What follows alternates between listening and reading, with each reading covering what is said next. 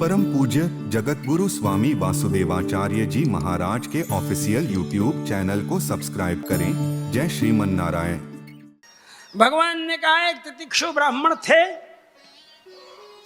उन्होंने बहुत परिश्रम करके जहां तहां से खूब धन इकट्ठा किया, सब कुछ धन इकट्ठा किया, धन इकट्ठा करके अब वो किसी से बात नहीं करते, किसी से कोई लेन देन नहीं, कुछ भी नहीं, वो केवल धन इकट्ठा करने के चक्कर में रहता और धन इकट्ठा करके उसकी हिफाजत में। अब सब लोग उसके विरोधी हो गए, उसके लोग भी उसके विरोधी होने लगे, क्यों कभी किसी को एक फूटी कौड़ी भी दिया नहीं उसने, इसलिए सब उसके विरोधी हो गए। संयोग से ऐसा हुआ कि एक समय आया कि कुछ धन तो उसका चोर चुरा लिए, कुछ धन उसके लोग ही उससे ऐंठ लिए, कुछ धन बचा तो राजा ने टैक्स लगा दिया दुनिया भर का, तो उसमें चला गया। मतलब जीवेम श्रद्धशतम सुनयाम श्रद्धशतम। तो इस तरह से सारा धन नष्ट हो गया। अब उससे कोई सीधे मुंह बात नहीं करता, तो कभी उसने फूटी कौड़ी तो किसी को दी नहीं थी, तो किसी से बात नहीं करता, कोई बात नहीं करता उससे, अकेला पड़ गया। धन बहुत था लेकिन कभी किसी को दिया नहीं,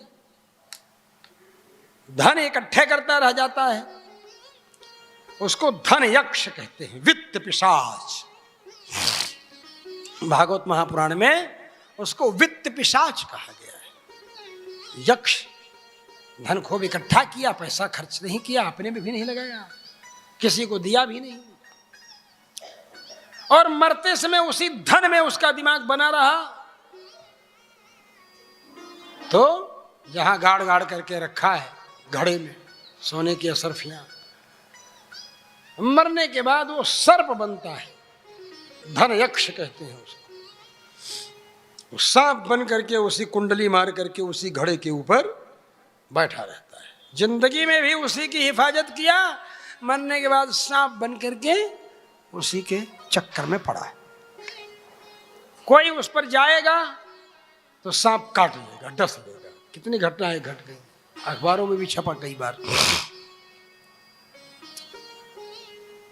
इसलिए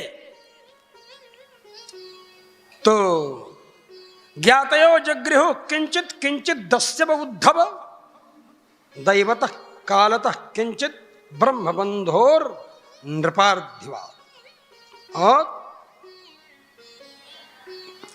नृपार्थिवा अब क्या कहते हैं, भगवान कृष्ण उद्धव से कहते हैं कि ज्ञातया, कुछ ज्ञाति बांधो लोग तो हड़े पे ही लिए, कुछ डकैत लूट लिए धन उसका, खेत खरिहान भी कब्जा करके डकैत बैठ गए, कुछ दैवतः कालतः किंचित, और कुछ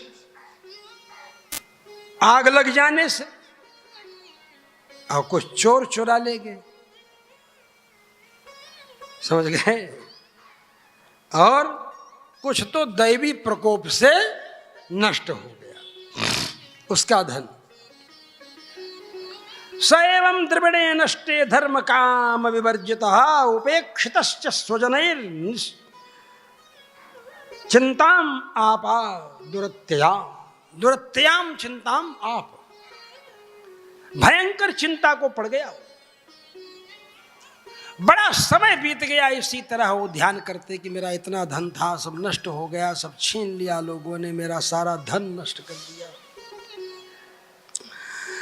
खिद्यतो बाष्पकंठस्थ निर्वेदस्सु महानभूत, ऐसे रोता बिलखता वो था, लेकिन ऐसे रोते बिलखते बिलखते उसके मन में तीव्र वैराग्य प्रकट हो गया। ऐसा वैराग्य हो गया उसके मन में,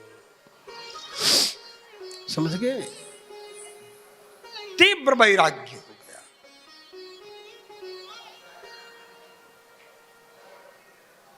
और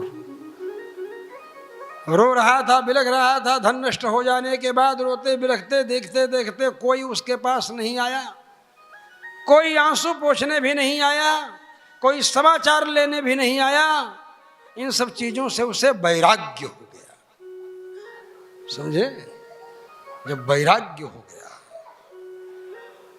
सचा देह महो कष्टम सचा हेद महो कष्टम वृथात्मा में नुतापिता न धर्माय न कामाय यस्यार्थायास ईदृश। अब वो ब्राह्मण मन ही मन कहने लगा, हाय कितने दुख की बात है, मैंने इतने दिनों तक अपने को व्यर्थ में ही सताया है? बिना मतलब अपने को सताया। अरे भाई, पैसा इकट्ठा करने में कितना कितना कष्ट सहा, कहाँ कहाँ गया, और तब इस तरह पैसा इकट्ठा हुआ। व्यर्थ ही अपने को सताया मैंने। जिस धन के लिए मैंने सरतोड़ मेहनत किया, इतनी परिश्रम किया, वह न तो धर्म के काम में लगा और न मेरे ही सुख के उपभोग में लगा। ये देखा जाता है ना प्रायः कि जो कृपण हैं, कंजूस हैं, उनको धन से कभी सुख नहीं मिलता। कृपण व्यक्ति को, कंजूस व्यक्ति को धन से सुख नहीं मिलता। समझे? भगवान कृष्ण कह रहे हैं, उद्धव जी को समझाते हैं। कहते हैं, प्रायेणार्था कदर्याणाम न सुखाय कदाचन यह चात्मोपतापाय मृतस्य नरकाय। देखो भाई, यह चात्मोपतापाय, इस लोक में, संसार में तो वे अपने धन कमाते और उसकी रक्षा करने की चिंता करते, इसी में ही फंसे रहते हैं, इसी में कष्ट झेलते रहते। पहले धन कमाएंगे, फिर उसकी रक्षा करने में, और मर जाने पर धर्म न करने के कारण उनको नरक में जाना पड़ता है। बड़ा लफड़ा है। ये कह रहे हैं, आगे बोलते हैं कि यशो यशस्विनाम शुद्धम श्लाघ्याये गुणिनाम गुणाः लोभ स्वल्पोपितान् हन्ति श्वित्रो रूपम इवेप्सितम। समझे? जैसे थोड़ा सा भी कोढ़ हो जाए चेहरे पर तो सुंदर से सुंदर रूप को बिगाड़ देता है, ऐसे थोड़ा सा भी लोभ हो जाए तो यशस्वियों के यश को नष्ट कर देता है वह लोभ। अर्थस्य साधने सिद्धे उत्कर्षे रक्षणे वे नाशोपभोग आयासस त्रासस चिंता भ्रमो नृणाम।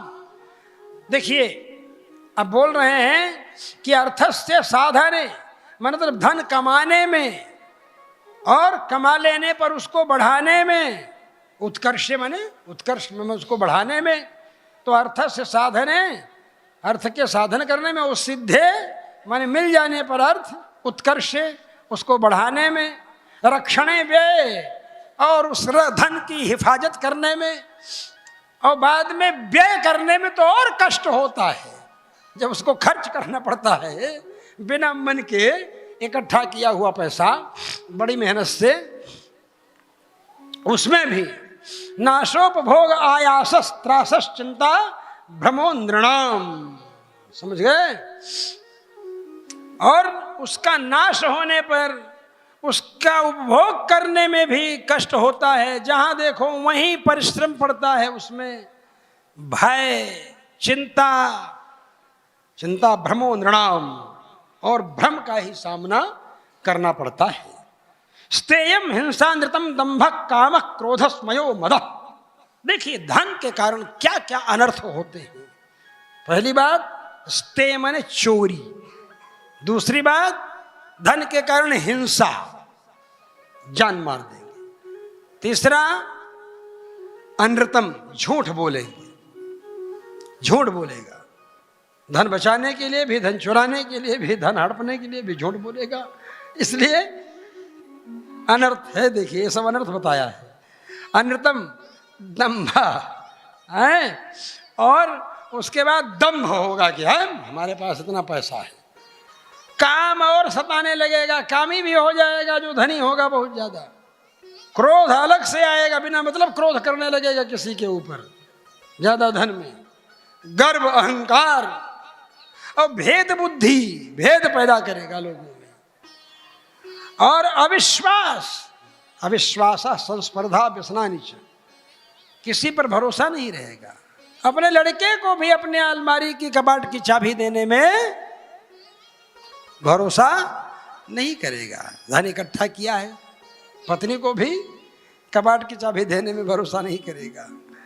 अविश्वास है। स्पर्धा होगी कि उनका इतना है तो हमारा और बढ़ना चाहिए।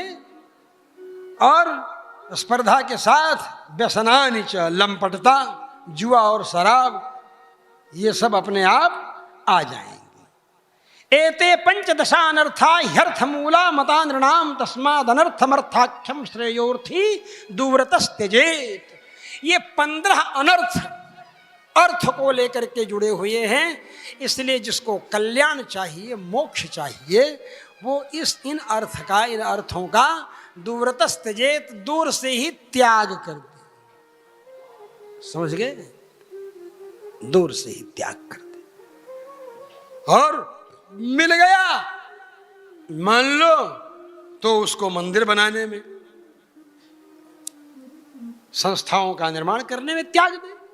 अपने में लगाने की जरूरत नहीं, समाज में लगा दे। समाज से प्राप्त द्रव्य है तो समाज के हित में लगा देना चाहिए।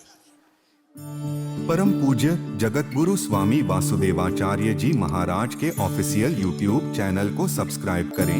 जय श्रीमन नारायण।